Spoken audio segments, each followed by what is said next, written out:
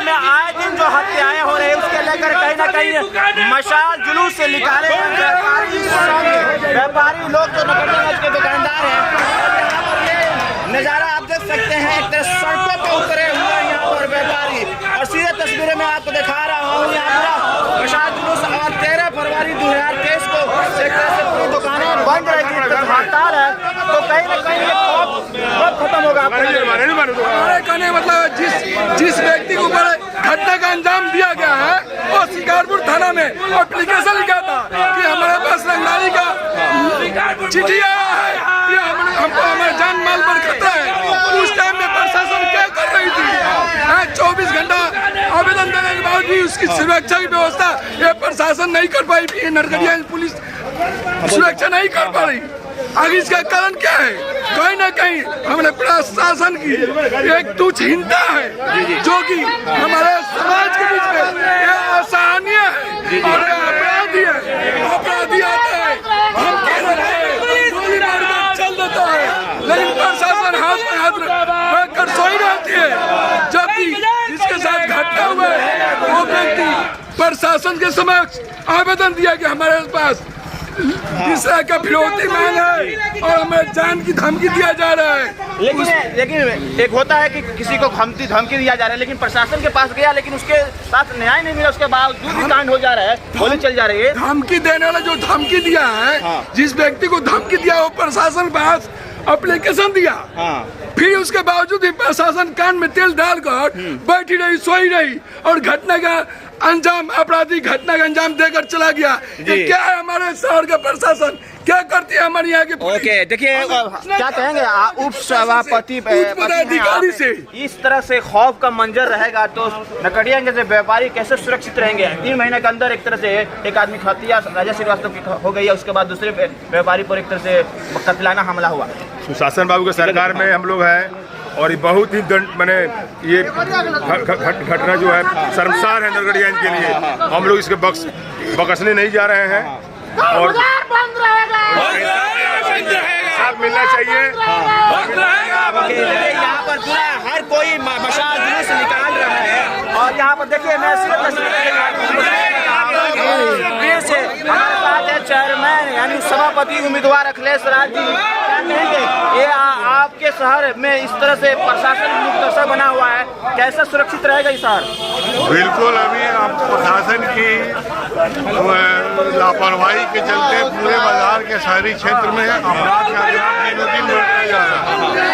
1 महीने के अंदर 2-3 कांड हो गए जिसमें गोलीकांड से लेकर बूढ़ाबाजी तक शामिल था और नहीं दे रही। इसलिए आज व्यवसायियों ने लिया है कि हम लोग इसके बाद भी नहीं देती है तो जो है कि हम लोग उग्र आंदोलन के लिए विवश हो गए और इसकी सारी जवाबदेही प्रशासन की है। साहिबा जी, आप खुद एक तरह से सामाजिक कार्यकर्ता पॉलिटिकल है, आपके शहर में कैसी एक बदनीयती लगी हुई है कि 3 महीने के अंदर एक सामाजिक कार्यकर्ता राजेश श्रीवास्तव की हत्या हो जाती है गोली मारकर, उसके बाद से कल भी कातिलाना हमला हुआ है व्यापारी पर, व्यवसायी पर, क्या कहना चाहती हैं? जितना निंदा किया जाए वो कम होगा।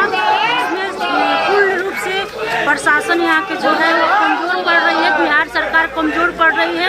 जब से इनकी सरकार बनी है, राजद की सरकार बनी है, तब से यह स्थिति बिहार में पैदा हुआ है और नरकटियागंज के हमारे जितने व्यवसायिक हैं वो आज बहुत ग्रस्त हैं, बहुत परेशान हैं।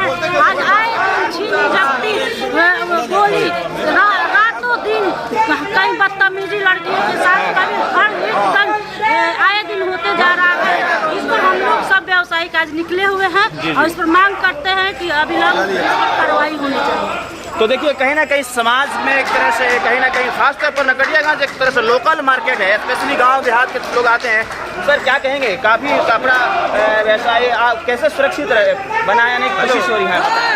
संजय कुमार, जो कल घटना घटी है वो तो बहुत ही निंदनीय है और जो जिसको गोली मारी गई है उसके स्थानीय प्रशासन प्रशासन को 2 दिन पहले ही जानकारी दे दिया गया जी, था। हाँ। उसके बाद भी घटना घटती है। ये प्रशासन का एकदम निकम्मापन है और इसमें सुधार होना चाहिए।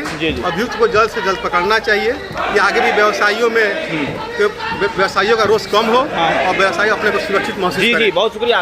एक तरह से लोकल मार्केट है नकड़ियागंज, काफ़ी एक तरह से गांव देहात के लोग आते हैं, लेकिन असुरक्षित भावनाएं जो पैदा हो रही है नकड़ियागंज में, खासतौर पर कपड़ा खरीदने आते हैं, क्या कहेंगे कैसे सुरक्षित बनाया जाए? प्रशासन क्या कर रही है? प्रशासनिक तरफ बनी हुई है। प्रशासन का इसमें इतना निकम्मापन जाहिर होता है कि जिस लड़के को गोली मारी गई है उस लड़के ने 2 दिन या 1 दिन पहले इसकी लिखित सूचना जब प्रशासन को दी है और इसके बावजूद भी प्रशासन ने उसके ऊपर कोई एक्शन न लेते हुए उस लड़के के पैर में गोली लगी। अगर वो गोली किसी और जगह पे लगती और वो शरीर छोड़ देता तो बताइए उनके परिवार वालों पे क्या बीतती।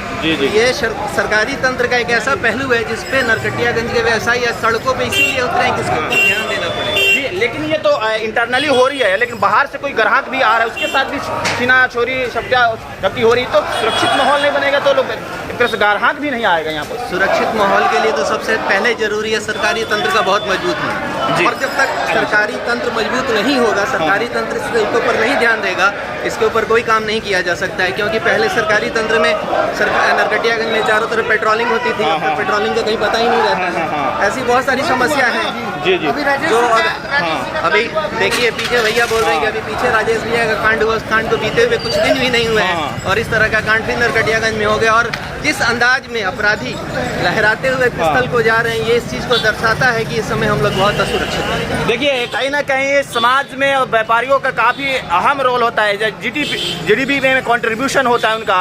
तो बहरहाल ये तमाम कल के एक तरह से 13 फरवरी 2023 को पूरी दुकानें एक तरह से बंद रहेगी, जैसे कि यहाँ पर तमाम के व्यवसायी कर रहे हैं।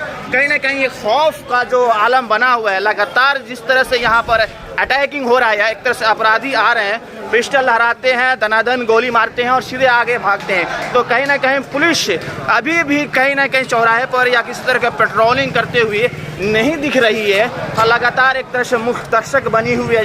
इसलिए जो अपने आप को बिहार पुलिस एक तरह से लगी हुई है सिर्फ शराब को पकड़ने में, लेकिन जिस तरह से कानून व्यवस्था बना हुआ है, छोटे शहरों पर एक तरह से अटैकिंग हो रहा है, उसकी इकोनॉमी डाउन की जा रही है, तो कहीं ना कहीं एक खतरनाक एक ट्रेंड सेट हो रहा है। बहरहाल जामिया तक हैं, साथ ही पब्लिक न्यूज़।